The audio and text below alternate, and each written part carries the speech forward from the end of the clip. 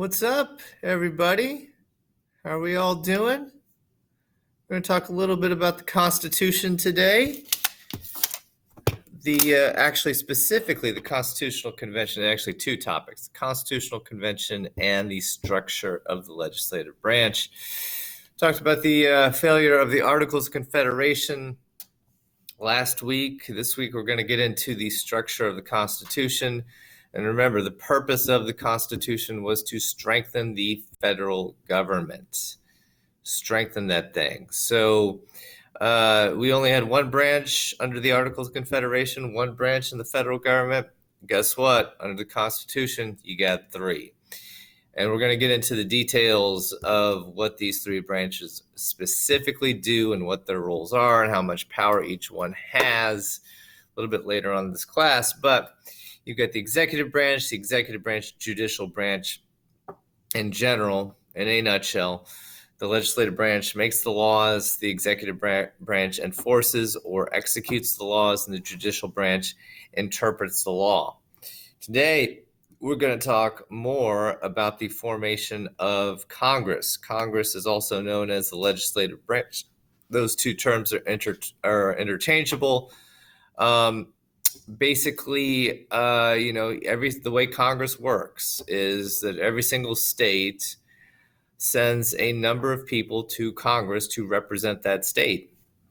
The more people a state has in Congress, the more power that state has over the federal government, over the lawmaking process.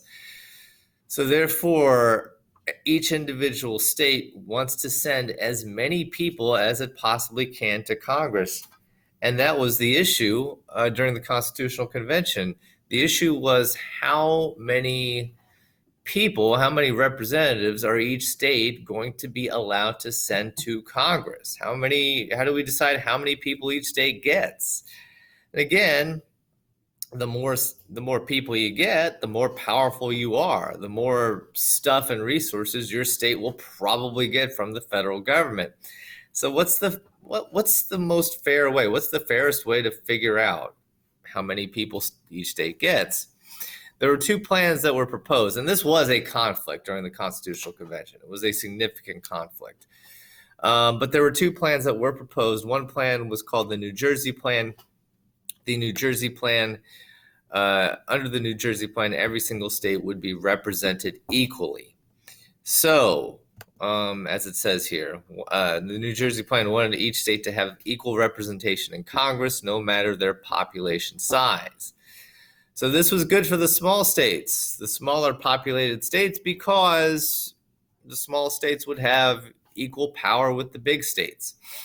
Under this plan, the state of Indiana, and I'm using two current day states, these were not states back in 1787, but Indiana today would get 2 representatives and California would get 2 representatives. Who is the most populous state out of those two? Well, obviously it's California, but they would be represented equally in Congress under the New Jersey Plan. So if you're a smaller state like Indiana, you're loving this because, hey, you know what? I get the same say, I get the same power as the bigger states. Well, the bigger states didn't dig that too much because they thought that wasn't fair. They'd be like, more people live in my state, therefore I should get more people. Therefore, representation should be based on the population of the state. We should get more. And the smaller states, of course, like the New Jersey Plan. The bigger states like something called the Virginia Plan. Virginia was a bigger state. And of course, they proposed this plan. And this is what life would look like under the Virginia Plan. The more popular states, or the populous states, the most populous states would get more representatives in Congress. California would get 53, for example. Indiana, a much smaller state, would get 9 representatives. Quite the contrast, but more people live in California. So they would argue the more democratic way, the more representative way of the American people would be to give the more populous states more representatives in Congress. So there was this impasse, there was this conflict between the bigger states and the smaller states. And what ended that conflict? Again, when you have conflict in a democracy, you have to compromise. The bigger states and smaller states did arrive at a compromise, and it was called the Great Compromise. The Great Compromise was a combination of the Virginia Plan and the New Jersey Plan, and created two houses in Congress. We start with the House of Representatives, in which every single state would be represented based on its population. So the House of Representatives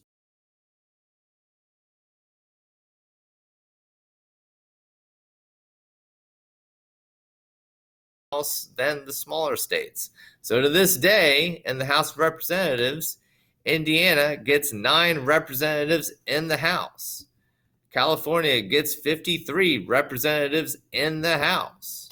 That's the House of Representatives, which goes directly with the Virginia Plan.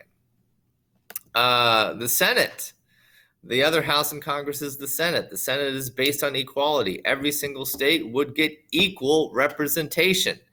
This, of course, goes along with the New Jersey Plan. And this is what the Senate looks like.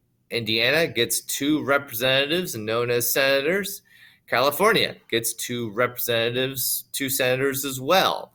Montana gets 2 senators. Rhode Island gets 2 senators. Every single state gets 2 senators. So that is how Congress is constructed or structured. You have 2 houses. You have the Senate, which goes along with the New Jersey Plan. You've got the House of Representatives, which goes along with the Virginia Plan. This was the Great Compromise. So 2 houses in Congress. Again, Congress is structured exactly like this to this day.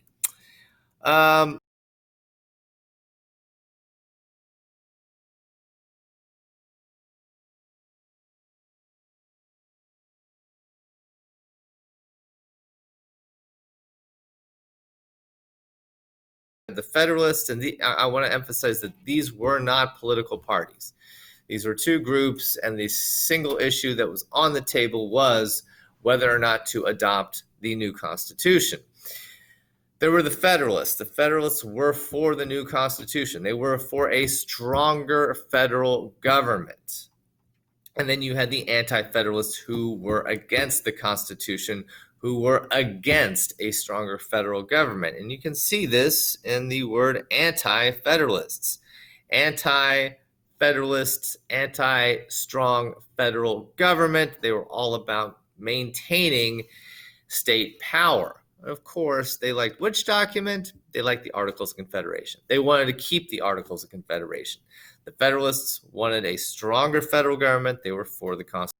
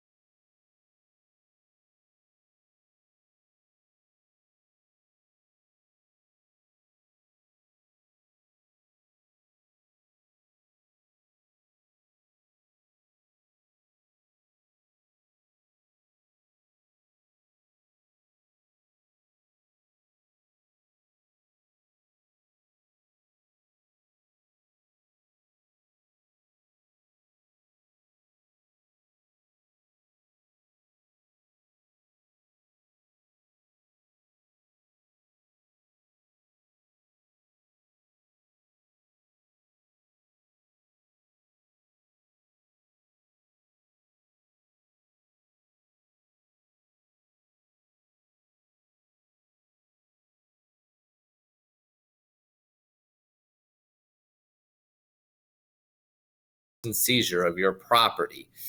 The 6th Amendment gives you the right to a fair trial. I mean, these are basic freedoms that you get, you got then, and you continue to get now.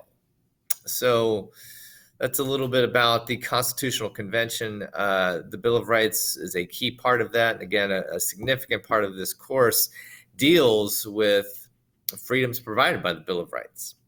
So that's my little spiel on the Constitutional Convention, the legislative branch, the Virginia plan and New Jersey plan, and the great compromise that brought the two together, and the Federalists, the Anti-Federalists, and of course the Bill of Rights.